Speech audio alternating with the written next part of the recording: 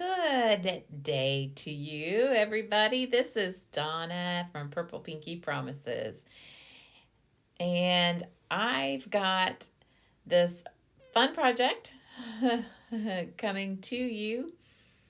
It's a lot of geometric and bold shapes, and it is out of my comfort zone, but I did the best I could. So, first up here, I have taken these A2 layers dies and I've created a frame with the Gina K Masking Magic.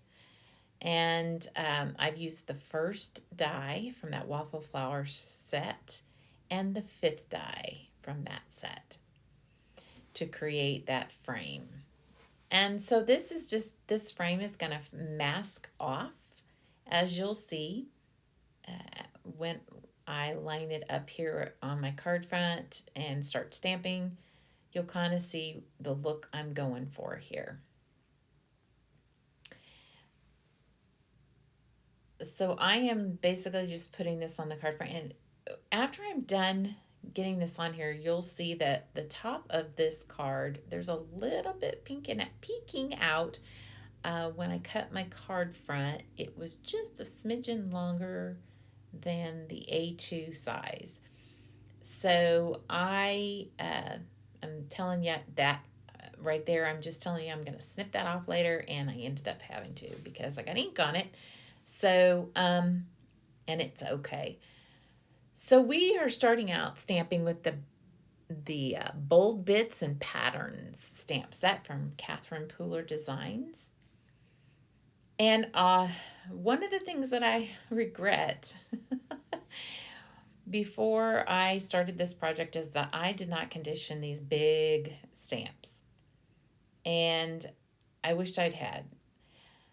I was kind of going for a solid look on these, and I didn't get the solid look. And I really could have stamped it again, but I was a little afraid that it would be too dark, and I didn't want it to be too dark because I wanted to layer some other stamps over the top of them, and I didn't want them to get kind of muddled up.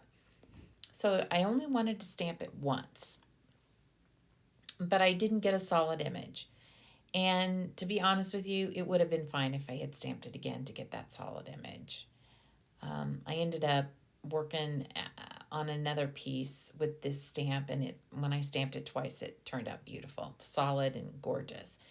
But to condition your stamps, you need to stamp them a few times and then clean them up each time after you've stamped with them. So stamp down once, clean it off, stamp it again and clean it off, and then by your third time you should be good. Another way to condition your stamps is to use Versamark ink, and that's sticky on there for some reason, just really helps that conditioning process. So you can stamp with Versamark ink with your stamps first. So just a little tip there. Okay, same thing with this stamp. This was the first time I'd ever used this set, so none of these stamps were conditioned, and that was a little bit of my struggle. So I ended up with a little distressed look there, and I ended up liking it anyway. So, but what's happening right now is, if you can see on that frame there, when you stamp over that masking magic, it does not absorb. And the reason it does not absorb is because you don't want it to go down below into your project. So it's best if you just take a paper towel and dab at it, or a piece of paper, scratch copy paper. I started out using a baby wipe, and that's probably not a good idea because you could end up smudging your project. So taking a paper towel and just dabbing it until it's pretty much dried is a really good tip when you're using that masking magic. Okay, so now here I am. And by the way, you could probably see for yourself that those first two colors were Hot Tub and Stone Blue. Those are Catherine Pooler inks. And now here we go with the, I believe that's Real Treatment. Yes, it is. And I'm going to stamp this twice. Why? I do not know, because the other ones weren't stamped twice. So I don't know why I was into perfection this time and not before. I guess when the moment hits you, it hits you. So here we go. This one is going to be with Bay Breeze. No, I lied to you. It's Sangria.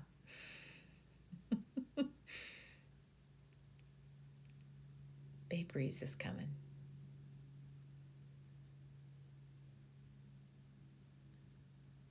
I believe this is the one. Okay. So we're just getting all of these images stamped up.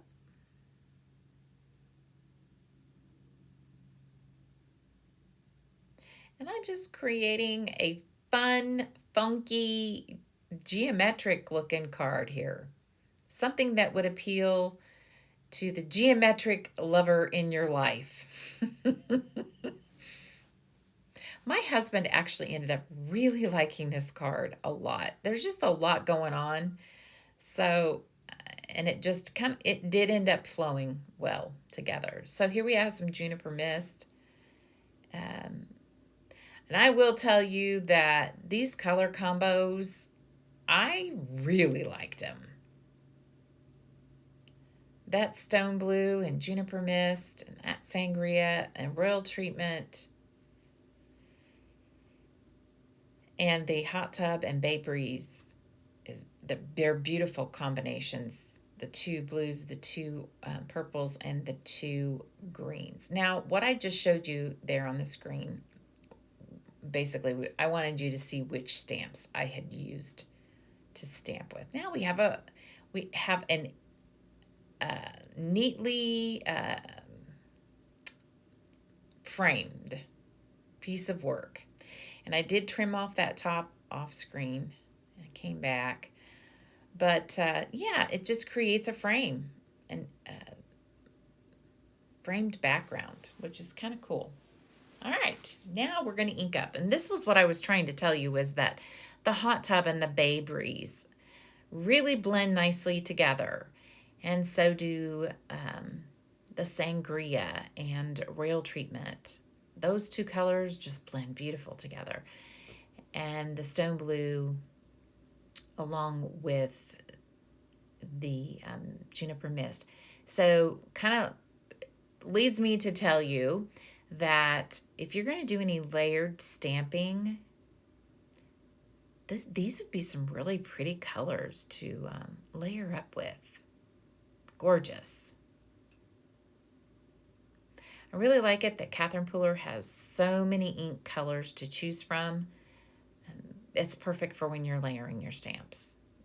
Her inks are bar none. I love them. They're awesome.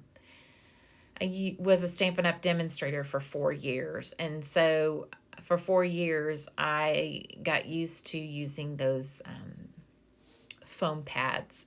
And so this was a really nice transition for me to be able to use these inks. They're just fabulous. And I'm going to have to say, I like them even better. So I've had less issues with these than I did with the Stampin' Up! Inks. So I do love them.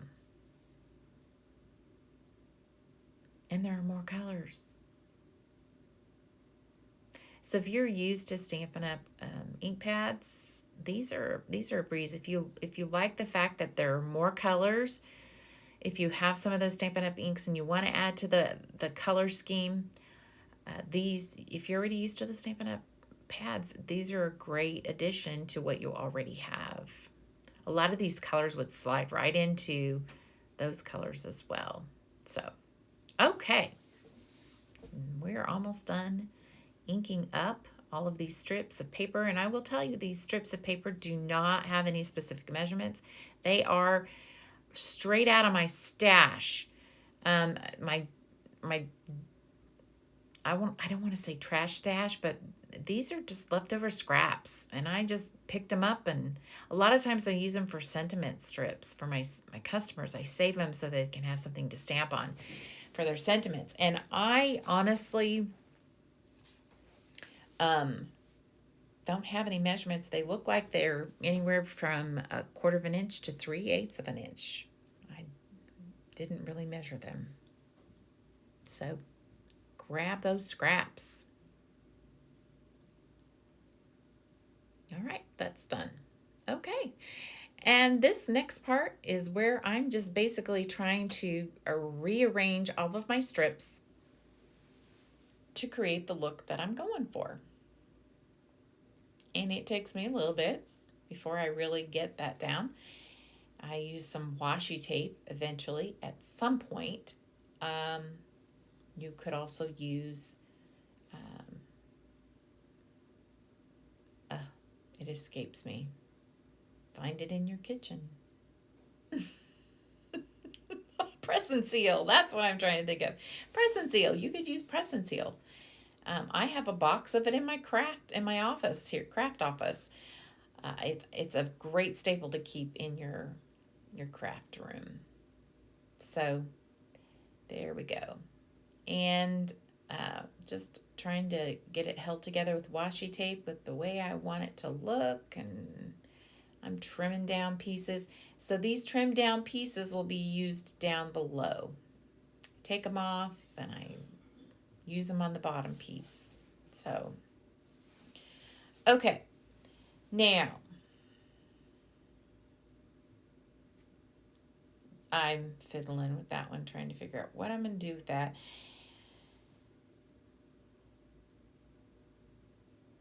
We'll get this on eventually. Yay.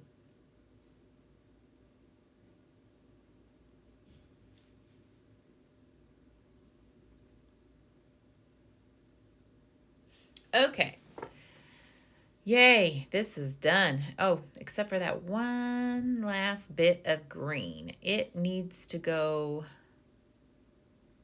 it's going to go back up at the top. And I will tell you that there was a strip of purple that I ended up not using initially, but then after this was recorded, I grabbed it and put it right below this green strip that I'm putting on now. So you'll see it in the final picture at the end. It's at the beginning and at the end. So I did it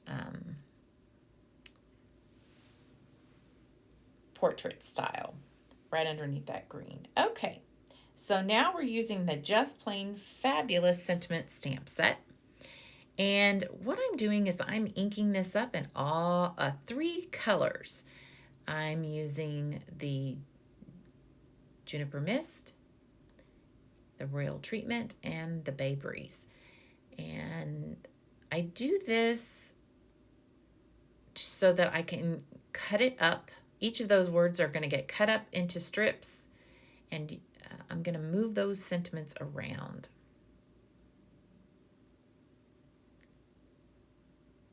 So that they are not on the same spot. Just gives me a little more versatility. So here I am. It's off screen and I apologize, but we're cutting up those sentiments. I'm trying to pull it up close to me where I can see it so that I can get it to look right. And this one's the Juniper Mist. And we'll do one more for the dad because I'm going to start out my sequence of colors with Juniper Mist, and since there's 4, we're going to rotate back around to the Juniper Mist for the dad. So starts out with Juniper Mist, goes to the Bay Breeze, then to the Royal Treatment, and then back to that Juniper Mist.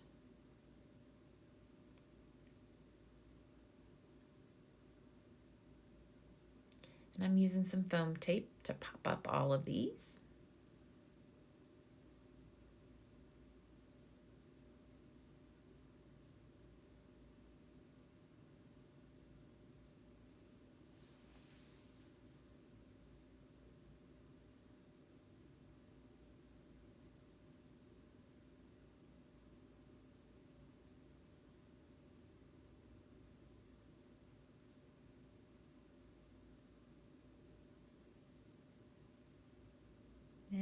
placing them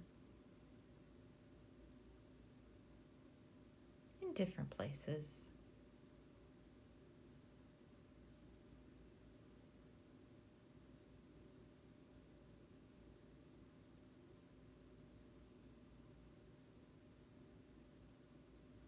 All right.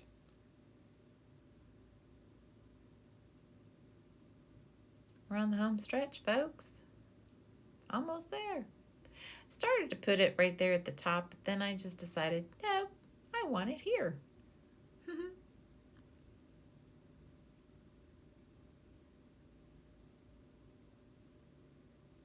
Although I think it might have been a little bit more interesting if I had slid it over more towards the right. Maybe I didn't because I didn't want it to be right there. I didn't want to cover up the transitional colors of those blues. I did like that, so I didn't want to cover that up. Okay, now we have 2 sequin sets by Catherine Pooler Designs.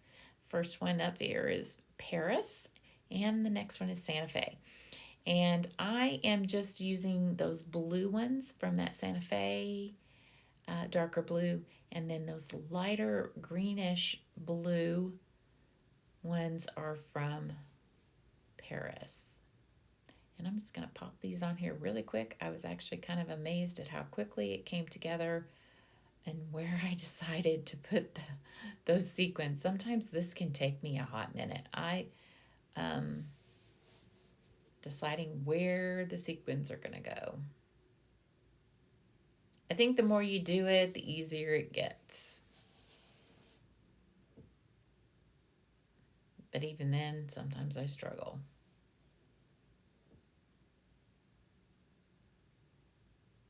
Yay, we're done. Thanks for joining me here, you guys, and watching the video. I hope you learned something. I hope you enjoyed this, and we certainly appreciate you. Take care. Bye-bye.